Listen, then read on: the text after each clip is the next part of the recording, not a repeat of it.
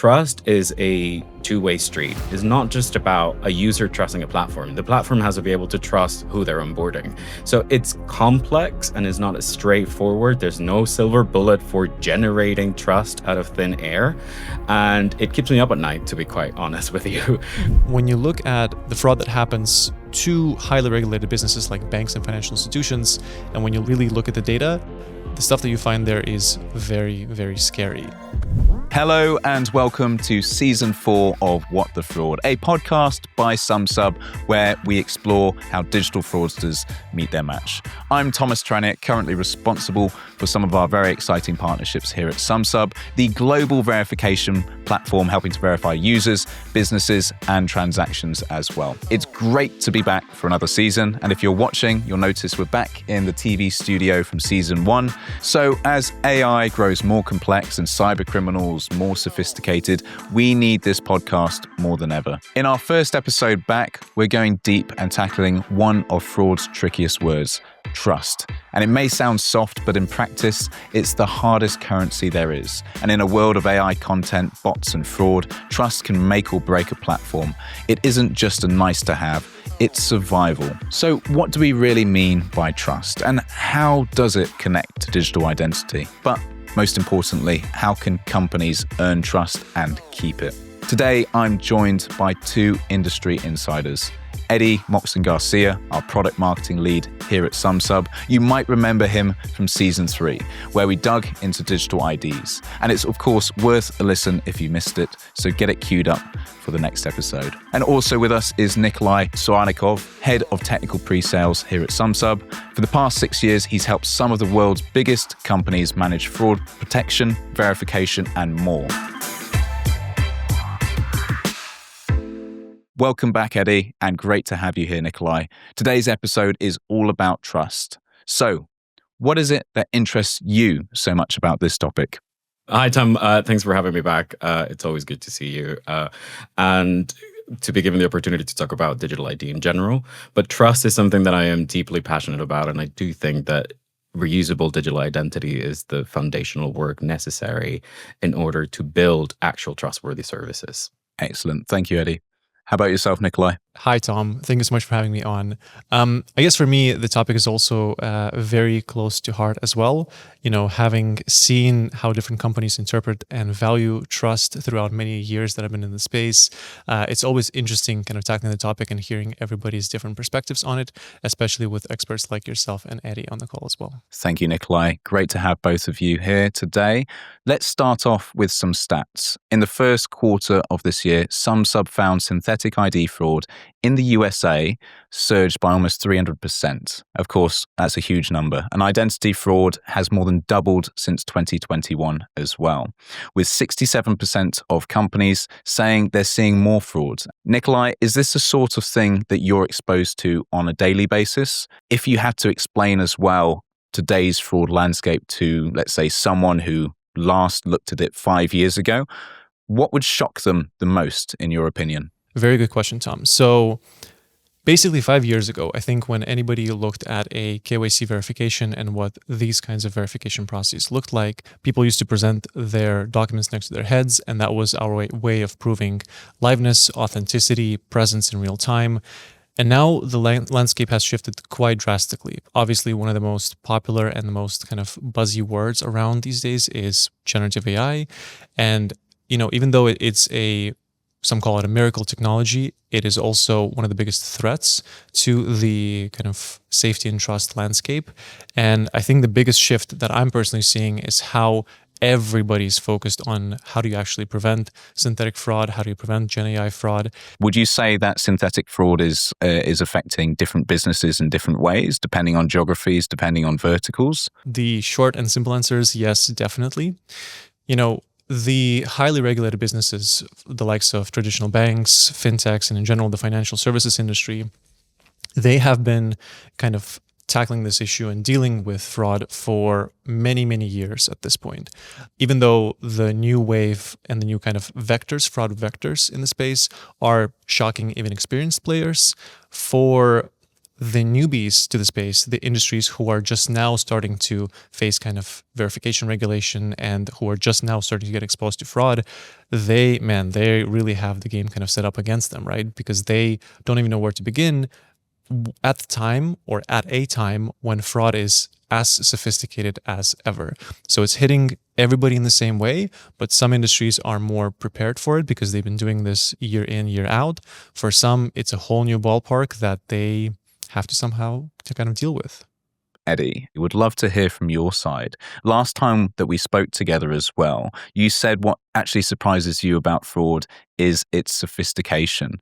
As well as that, it's more accessible now more than ever. Democratization of access to these sorts of tools with, let's say, a fraud group using $1,000 USD, causing $2.5 million in less than a month. So from your perspective, Eddie, are fraudsters targeting vulnerable industries, as Nikolai had mentioned, maybe newer, maybe more immature, or just chasing the lowest hanging fruit, the fastest money? Also a great question. As technology evolves, so does the use of said technology by good actors, by bad actors. So it's not surprising to me that there are people out there trying to exploit weaknesses across different platforms. So less surprised, expected, and what that does to me as a person that works in this space is just pay more attention. Pay more attention to how the technology is being used, how it's being exploited, how it's being used to take advantage of more vulnerable individuals, and so on. The second part of the question is, do I think specific industries are being targeted? I'll go back to what Nikolai mentioned in the beginning, which was regulated versus unregulated industries.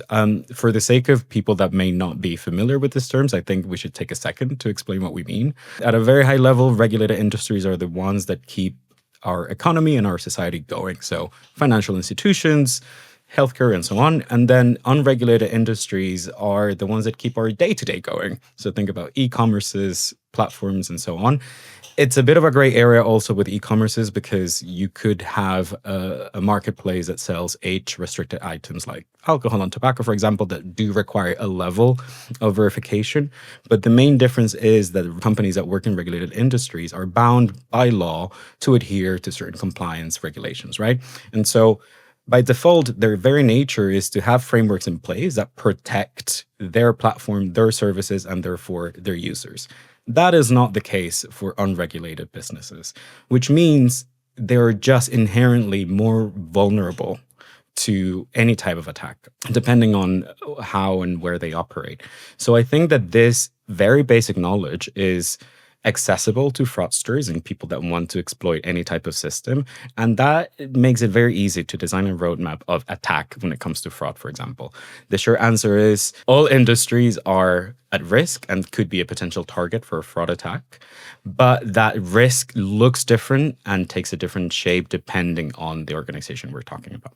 Is it inherently something which needs to be looked at more? Not talking about some of these day-to-day, let's say, businesses adding friction into the layer of working with businesses and people on a day-to-day basis, but having something in place to actually protect their users.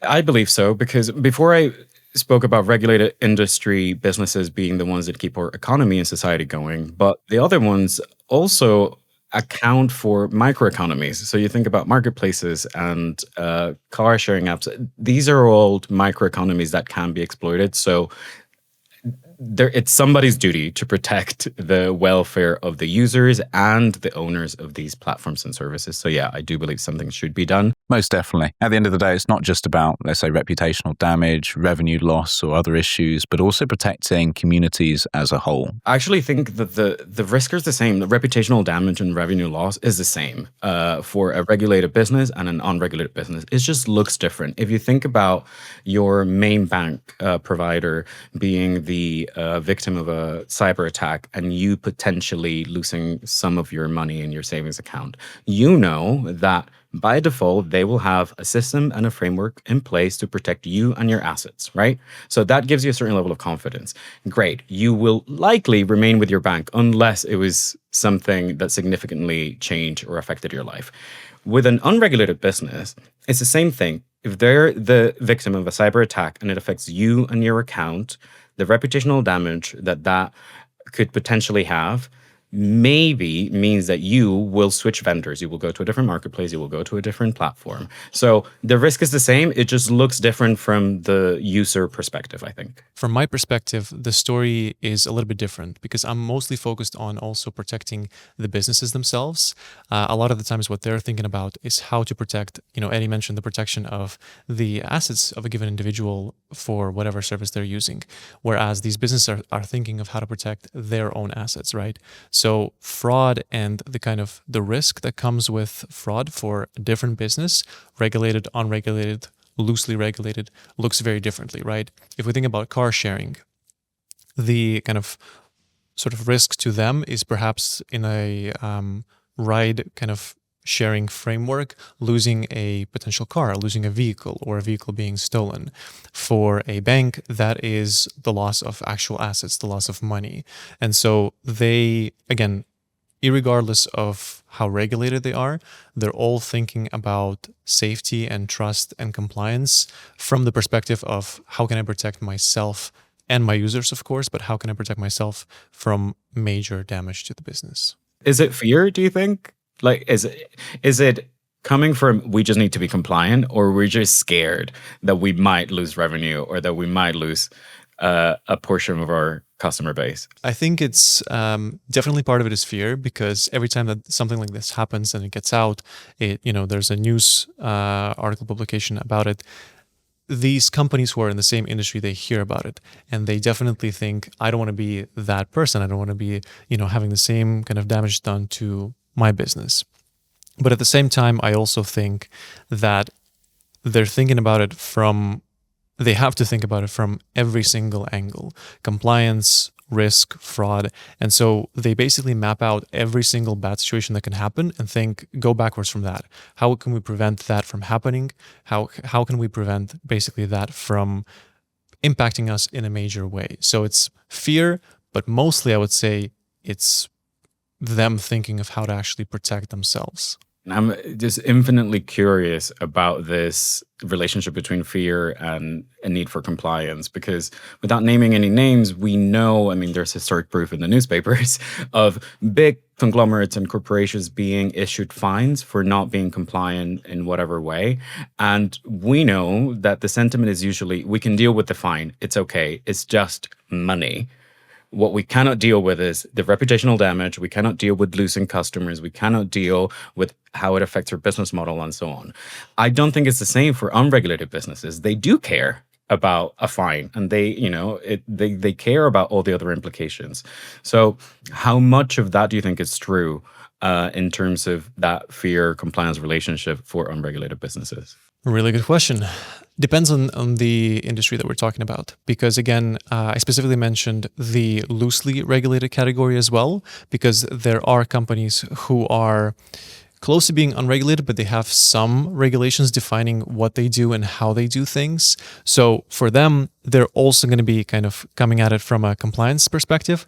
But I think that fear is going to play a huge role in their decision-making process, which oftentimes, thankfully, I think for them, benefits them greatly, but sometimes ends up kind of neglecting what you mentioned, Eddie, basically the user experience, the user trust, and the overall kind of user journey, if you will, on the platforms. Just to tee you up a little bit, Eddie, I know that's something that you think about constantly on a day-to-day basis. So how do you kind of think about this trust, fear, and kind of user experience and user convenience topic? I feel some type of way about it because we're in the business of building trust, and that is not an easy thing to come by. Trust is not given or created, is forged over time, and I will go into detail later on about what that actually looks like for companies. And trust is a two-way street. It's not just about a user trusting a platform. The platform has to be able to trust who they're onboarding. So it's complex and is not as straightforward. There's no silver bullet for generating trust out of thin air, and it keeps me up at night, to be quite honest with you. But we do plenty of work around it, and there are safety mechanisms in place that hopefully further our trust building initiative. But it's we're all in it together in terms of the regulators, the businesses, and the users. It can't come from just one single side. It has to be collaborative. Things are changing really fast. What's changing in verification tech since we last spoke, and moving forward? How are changes, would you say, Eddie, becoming less static, one-off events, to something more dynamic on an ongoing basis? I believe we're now at a point in time where digital identity is no longer a nice to have. It is, or will very soon become, a requirement in order for all of us to function properly. Why do I say this? Because every day we are bombarded from 100 different angles by platforms and services and companies and people and different things asking for our data. We exist predominantly online. What that means is that we are just creating all of these vulnerability spots across our day. Right? Every time we sign up for a new account somewhere, even if it's social media, even if it's just your food delivery app or your bank, we're giving away pieces of our personal data. Digital identity aims, or at least at the very core, is trying to centralize all of this and give users like you, like me, like all of us, the opportunity to keep all of this digital footprint in one place and give them full ownership of it. What's important for the businesses that are interacting with this is that the checks and the compliance and regulation processes that are happening are actually useful for them. What that means is that we can no longer afford to just do the first initial verification of an individual and then that's it. That was 10 years ago. KYC AML was designed to be an onboarding tool, and after someone went through verification, that was that. However, because what I mentioned, we interact all day, every day with different services and platforms, we exist online, there is such a need for these checks to be dynamic and to be constantly happening at different touch points. We are so far away from just this single human verification. A human identity is only one node in a larger network of behavior that needs to be looked at if you're going to detect fraud early, if you're going to catch it, if you're going to and there's a myriad of reasons and checks that should and could happen along a journey of a user on a platform, however long that journey is. I think you've hit quite a few good points there, Eddie. And Nikolai, do you have any points as well? I mean, the ever-changing nature of course, of both onboarding, but also the dynamic nature of user behavior after the fact will mean that more users need to be monitored to a certain degree, and they'll need to be monitored smartly as well. That's a very interesting point, because I totally agree with Eddie. As these checks become more strict and the necessity for user verification becomes more commonplace, something like a digital identity solution or some form of it is really a unique and a very convenient solution for a lot of the user pains, especially in the space, I feel like. Definitely. And characterizing the traditional, let's say, use case of these solutions was for, let's say, fake IDs. But now, looking to the future and some of the questions that you have answered very nicely today around synthetic fraud coming into place, deepfakes sort of overwhelming companies, more and more traffic comes from these sorts of synthetic fraud, bots, AI agents, etc., not real people as well. I mean, it raises the question to both of you today, how do we know what's real and what's not real, especially? It's an excellent question, because the answer is, in a lot of cases, they're not protecting themselves correctly, I would say. They will just rely solely on documentary verification, and then that's it. And they will maybe do a liveness check and call it a day. Because of everything I said before, it's, I think, of paramount importance that it doesn't stop there. This is why we have continuous transaction monitoring, and we also have event monitoring, we have device intelligence, all of these wonderful types of checks that paint a full picture of who somebody is.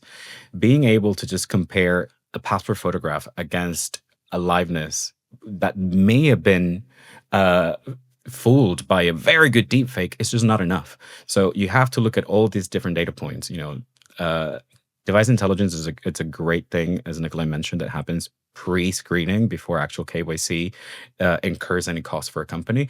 And you can tell whether this person is part of a network of fraudsters, or they're trying to verify with the same identity across 7 different platforms under different names and so on. I think it goes back to this dynamic element. The way for all companies to truly safeguard their business, their model, is by adopting, at the very least, a mental model centered around this dynamic element, and then continuous monitoring, continuous rechecking is not enough to just tick the box of compliance and say, we have verified this person's identity. Excellent points as well, Eddie. I think at the end of the day, if fraud is dynamic, if fraudsters are malleable and able to be flexible in their sort of targeting strategies, of course, businesses will need to adapt and implement changes as well.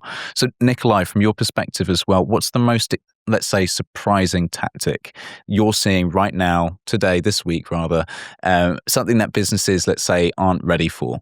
So with, again, the rise of generative AI, everybody's focused about how do we prevent synthetic fraud or synthetic images from getting into our system and those being classified or recognized as real and authentic and genuine. And what a lot of these companies forget is that the threat of traditional, for example, documentary fraud or presentation attack fraud is still ever present. And when you look at the fraud that happens to highly regulated businesses like banks and financial institutions, and when you really look at the data, the stuff that you find there is very, very scary.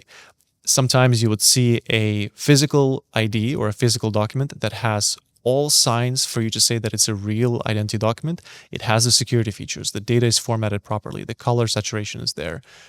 But it's a fake document. But it's a fake document created by a group of fraudsters who have acquired means to create insanely realistic looking identity documents.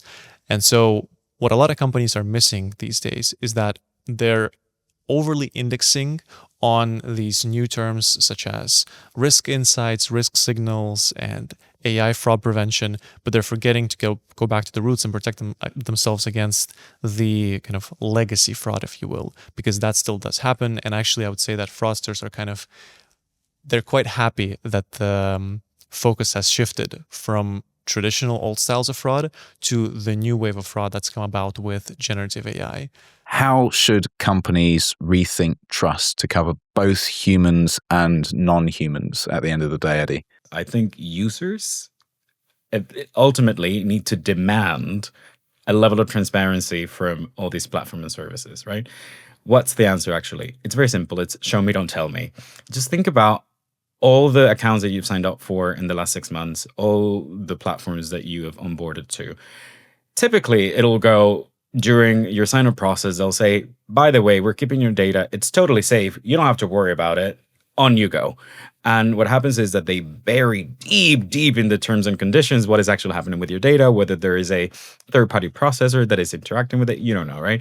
But the reality is that once you access this platform as a user, you have no idea what's happened. You have no clue where your password has gone, who's looking at it, how many times they're looking at it, whether they're going to share that with somebody else, and so on. So the transparency that I speak so strongly about and so passionately about has to be tangible.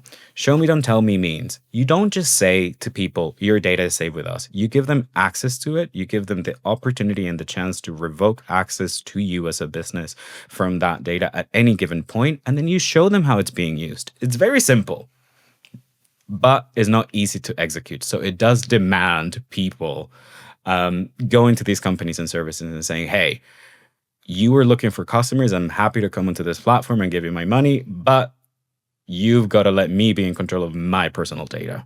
And you've got to let me choose whether you share it, how long you keep it for, and so on. Absolutely great example. Thank you for explaining that as well, Eddie.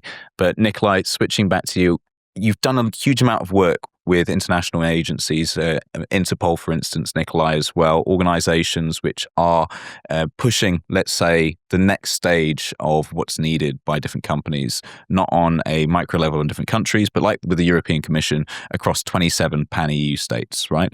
Are these businesses doing a clampdown on this new wave of fraud and these new use cases that Eddie is talking about as well? I would say that if you want to play the game, you also have to play by the rules.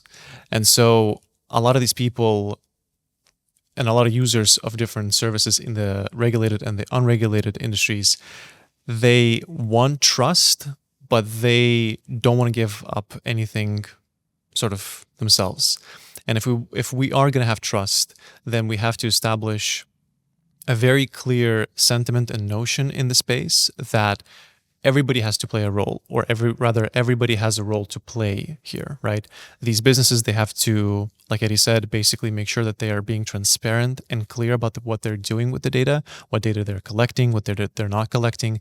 But these users of these platforms also have to understand that they have to make sure that the business understand who they're working with. They have to prove their authenticity, at least for specific businesses. And that way, in these kind of high-risk environments, we can create a cohesive sort of playground for everybody to coexist together neatly and nicely together. The public sector also plays a huge role, especially in the education piece of the users of these companies, because if we are moving towards a world where a lot of the times we don't know what's real and what's not real, we all have to be on the same page and on the same side. Definitely. Trust is built through communication and seamless communication, right? And Eddie, from your perspective, do you think it is equally important to collaborate on a macro level within, let's say, government organizations, but also with organizations at the top and middle of these industries before businesses actually take it into their own hands to sort of move forward? 100%. There is no other way than to meet each other halfway. Unless there are masses of people saying, our data is important to us, and I will no longer engage with you as a business, whoever you are, unless I have full control and visibility of what you're doing with my PII, then it's just a recipe for a disaster. So I do think it's incredibly important that companies like Sumsub work with these organizations so that from the top down, then they can tighten things for companies. And maybe regulations don't need to be super strict, but they do need to be clear, and they need to allow for room for these companies to improve how they choose to be transparent, because transparency is also a double-edged sword. We have to remind ourselves that within the compliance space, auditors will come to your company and they will ask for records of everything a user has done from day one up until day whatever. And sometimes you can't make that information public to everyone. So there is also a balance then there to be found. To be honest, you really hit the nail on the head, because what I think happens a lot in that sector is kind of over complication of things almost.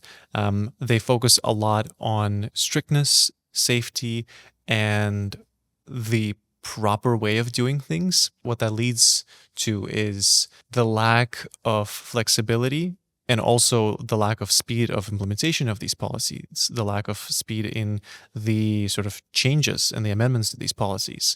So in general, I think we can trust them. Not that I think, I actually believe that we can trust them to have our backs and to have our best interests in mind.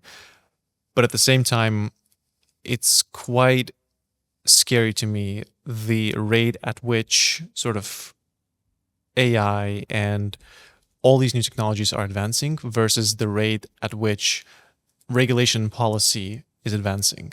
And those two simply don't add up. And I'm afraid that there are going to be sort of time lags between how quickly the technology advances and how it impacts us as users, and how quickly the regulations and the compliance space can catch up to bring that trust back, bring that safety back to the users.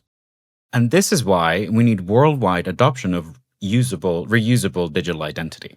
Because if the regulators are not going to be fast enough, then the users can be. If companies have digital ID solutions that users can fully trust and rely on and sort of use to keep their data safe, then we're doing half the work for them. Then the regulators have to keep up. So that's why we need digital identity in the world. I think you're both correct there as well. But Eddie, we did go into this discussion last time, didn't we? We did talk about the centralized points of failure with government IDs or otherwise. And I think those problems still may persist at the end of the day. But if you do think it prompts, of course, these issues to be solved, we'd love to hear a few more points from your side. I think it's the best solution we have today. It's not the perfect solution, but it's the better one so far. I understand the concern about having a single point of access where everything is stored, but this is why, personally, at least Sumsub is making sure that there is layers of security that you need to go through as a user before you can access your own stuff. It would be great if you could go somewhere and say, hey, this bank has a copy of my passport, Uber has a copy of my driver's license, or whatever. And then you can say, I no longer use that service. revoke access, you no longer get to see my personal data. Okay, let's just pause for a second because I want to share some news with you. We recently hit more than 2 million Sumsub ID accounts, and that number is growing fast. About a year ago, we noticed something interesting. 1 in 3 users who were verifying with one client had already been verified by another. So we thought, why not make this easier for absolutely everyone? And that's how Sumsub ID was born. It lets people store their verified documents once and securely reuse them wherever they need to verify again. The process is simple. Log in with your email, confirm it, pick what you want to share, and pass a quick liveness check. And you're in. On top of that, you can always see when and where the documents are being used, stay in control of your data, and even revoke access at any time. And for users, that means no more re-uploading the same documents. And for platforms, it means faster onboarding, higher conversion rates, without any extra risk as well. So if that sounds like something you or your business could benefit from, now's the time to explore how Sumsub ID could work in practice. Check the links in the description. Welcome back, Eddie and Nikolai. And we've covered fraud tactics, we've covered the evolution of digital identity, but would love to hear your input about trust online in the digital space. What comes, let's say, to mind first? The technology, the process, the people? Would love to hear your thoughts, Eddie. I just so happen to be someone that works in this space, but also I'm a normal person who has a bunch of online accounts, who signs up for services all the time. And if I'm being 100% honest, there is a little tiniest bit of anxiety always, even when I'm making an Amazon purchase. Because I am exposed to the sophistication of fraud nowadays, because I'm exposed to all the different weak points that these platforms could have, there is always this level of anxiety that I feel when I'm making any sort of transaction online. However, I am also a cynic, so I do as much as I can to protect myself, as we said previously. But if I were to venture an educated guess for how most people feel, I would say that trust doesn't really come into place until after something has happened. People are, I think, naturally trustworthy. And everything we've discussed today, we have discussed because we work here. But this is not how normal people operate. If I want to onboard to a service because I need to perform whatever action, that's all I'm thinking of. Whatever happens in between me signing up and me purchasing my new car, I don't care about. I only see as an obstacle. I see as a friction point. I'm just trying to get to my desired action. So if something does go wrong after at checkout or whatever, that's when I begin to think about trust. That's my educated guess, but I can't speak for most people. I just want to comment on the fact that I think it's very funny that Eddie, being the cynic, said that people are naturally trustworthy or people naturally want to trust. I feel like it's the complete opposite. People are incredibly distrustful to these services and these huge corporations that we interact with on a daily basis. So I think that from my perspective, being a person who interacts with these tools and knows them from inside out, knowing how safe they are, knowing how secure they are, knowing how these businesses are always thinking about the users and the safety of their entire platform, I also think that it's always, always, always important to make it feel human and make it feel safe, secure, and convenient for the user through, just honestly, and this is a very boring answer, communication. I think communication and user education is always going to be incredibly important, because of the level of distrust that people have to these services online. I have a question actually for both of you. When do you think most people read through T's and C's before they tick on that box when they are signing up for a new service? No. Thank you. Which means they're inherently trustworthy. They are trusting that this company will keep their data safe. They're trusting that their data is not being shared with anyone. If it was the other way around, then they would go through the T's and C's and they would, I guarantee, choose not to sign up for a service. What everyone should do is, you please open your T's and C's, download it, take a screenshot or whatever, and then Command F, search for keywords that matter to you. Third-party vendors, data residency, where's my data being kept, for how long, what is the revoke policy of said access, and so on. So again, cynic. What Eddie said there hits so close to home because when people read about the fact that, for example, in a traditional user verification or user onboarding procedure, they are all of a sudden being asked to present their government-issued documents. They are asked to log into their open banking platform. That natural cynicism and distrust basically deters the users from even continuing on. And we see this very clearly in the conversion metrics and the pass rate metrics of these solutions, of these identity verification solutions, that users are naturally not very trusting to these things. So what Tom said, I think, is just so spot on and perfect here, is that I feel like the user experience of any given verification procedure, of any given compliance procedure, is so important, because we and these businesses and everybody else has to realize that for a day-to-day, for a normal user, this is not a standard kind of operating procedure. They're going into something that is completely alien to them if they haven't done it before. They're doing it not fully understanding why they're doing it, how they're supposed to do it. So having a good user experience and, again, communicating what exactly you're doing with this information is, I think, to me, the most important thing about these kinds of services. How does it play out in practice and everyday terms within gaming, banking, and other real industries, but also, as Eddie pointed out earlier, unregulated industries such as marketplaces, mobility? I mean, why would we focus on these industries specifically if we were orchestrating trust for users? First, build trust with the user by letting them onto your platform. You kind of introduce them to everything that's going to be happening to them. You let them kind of have access to a limited set of things on the platform. And then as the user basically goes to these specific higher risks, so to speak, action points or different kind of options on the platform, that is when you say, sorry, up until now, we've been okay with you sort of not providing us with certain data, not verifying certain details about yourself, but to do this very risky action, or an action that is highly kind of guarded by compliance requirements, we do need to verify you. So I think kind of that's, for me, what trust orchestration is kind of approaching it in a very slow and a very kind of tempered manner, step by step, and building that trust as the user goes along. With iGaming, there is huge potential revenue loss, right? So I think it's a good example to talk about right now.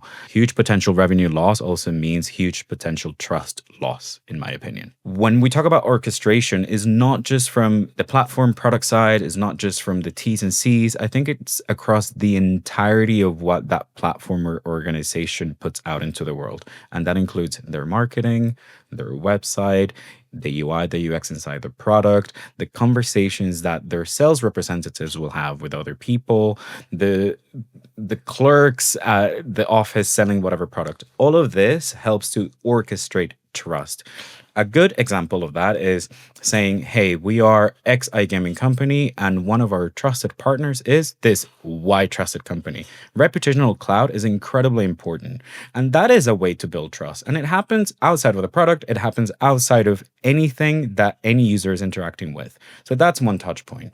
Then you have the legal aspect, your T's and C's.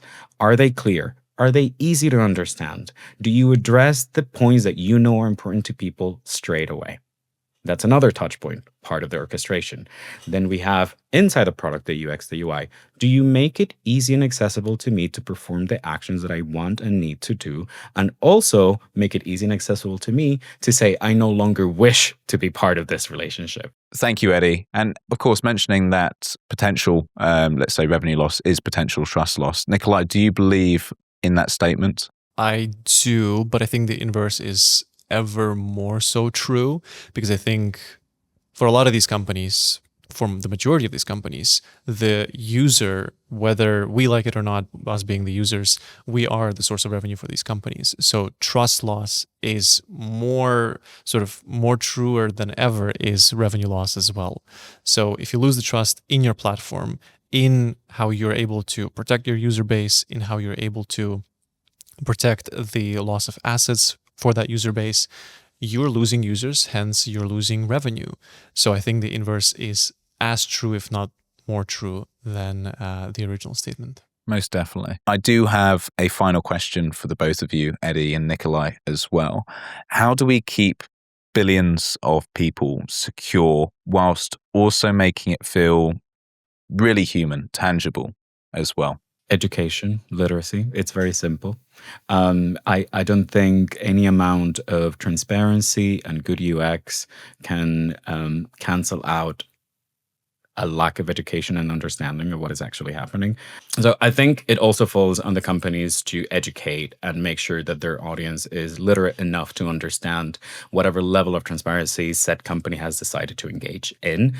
Maybe you're dealing with the elderly and a pension scheme, for example. You can't expect that they're going to go through T's and C's and tick all the boxes and do liveness and all of this. So it is their responsibility to adapt that message to that audience so that it's easy to understand, and there's accessibility concerns there when it comes to UX, make things readable, make things easy to find, and so on. So I believe education is the answer to your question. It's very important that we don't assume that we can take a one-size-fits-all approach to every human on this planet.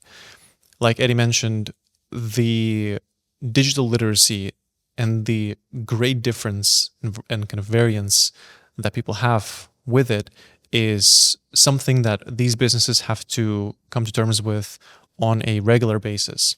A verification of a tech-savvy young person is not the same as a verification perhaps of an elderly person.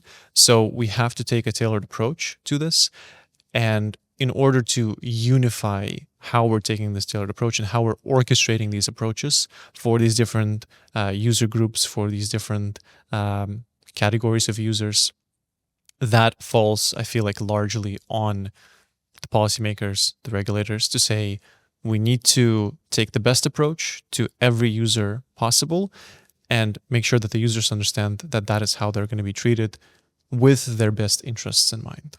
These are great, brilliant answers, Eddie, Nikolai. So thank you very much. But I'm not going to let you off the hook yet. Before I let you go, I want you both to answer a few personal questions as well. I mean, for season 4, we've got new quick fire questions, 5 questions each. Eddie, Nikolai, let's go. Eddie, you're not off the hook, even though you did it last time. So we're going to make these quick. We're going to make them sweet.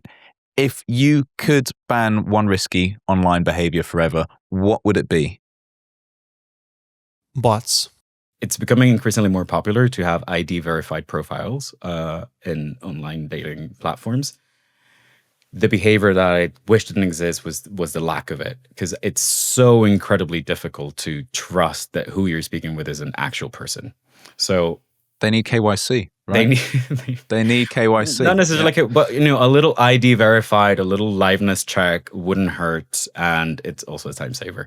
So and it's actually, the online dating industry is a huge target for deepfakes and phishing attacks and so on. I definitely agree with you, Eddie. But I must remind you, these are quick fire questions. So we'll be moving on to number 2. If fraudsters weren't criminals, what job would they be great at? Fraud busting. Fraud busting. Or would there not be any fraudsters? No. Murder mystery parties. Murder mystery parties. They would be great, wouldn't they? Right? On both sides as well, both as the killer and the well, the thing is, like, you never know, detective. do you, until you're playing. I have a better answer. Sorry. They would be great at quality assurance and trying to break things and seeing where the vulnerabilities are, because that's what they're doing, but with malicious intent. Flip it around, they're doing it for a good cause. Most definitely. And what's the one fraud myth you wish would disappear? That deepfakes and generative AI is the biggest threat. The reason I say that is because I feel like we're dismissing everything else that is out there, and it's a very scary world out there. So we have to always think holistic, and deepfakes and Gen AI is a part of it. Definitely. Tune into episode 2 of season 4. So, Eddie, how about yourself? I'd say that OTPs are not safe. It really bothers me when I hear that, because fraudsters know that to not be true, yet they will use that same channel to target people and say, hey, don't trust OTPs. Instead, click on this link. That really bothers me. Nikolai, back to you first and foremost. Which type of fraud do you think will grow the fastest in the next 5 years? And Eddie would love to hear your thoughts afterwards as well.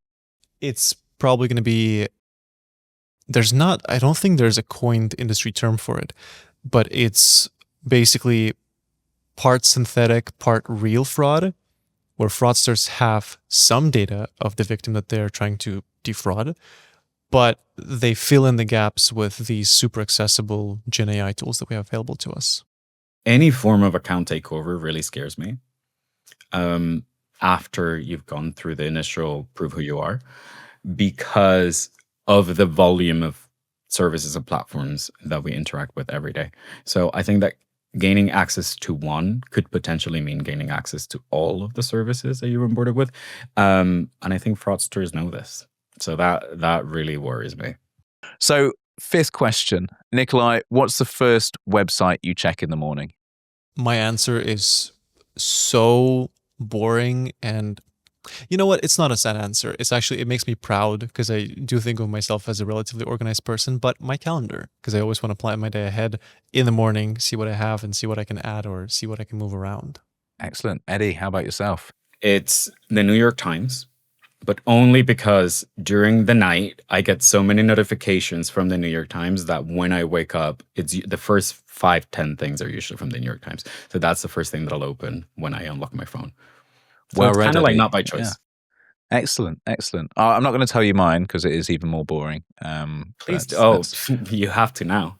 Well, no, that's the benefit of asking the questions. So, Eddie, Nikolai, thank you so much for joining me on this episode of What the Fraud. It's been great to have you here, to listen to you, and to have a back and forth, which has actually opened my eyes to a lot of the different issues that we're seeing within trust, digital IDs, but also some back and forth around some more topical matters, which we can agree and disagree on very happily. Thank you so much, Tom. Great being here. Thank you.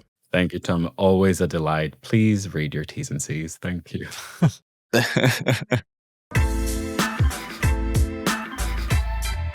We're just getting started this season, and in the coming episodes, we'll be diving into one of today's hottest topics, agentic AI, and exploring what the latest trends in fintech fraud mean for the future. As always, if you liked what you heard today, hit the follow button wherever you get your podcasts and leave us a review. We'd love to hear from you, and it helps others find us and outsmart the scammers. But remember, if you want to hear more about what we do here at Sumsub and how your business can actually benefit from our verification solutions, check out our website at www.sumsub.com and subscribe to our socials. Stay safe and see you next time.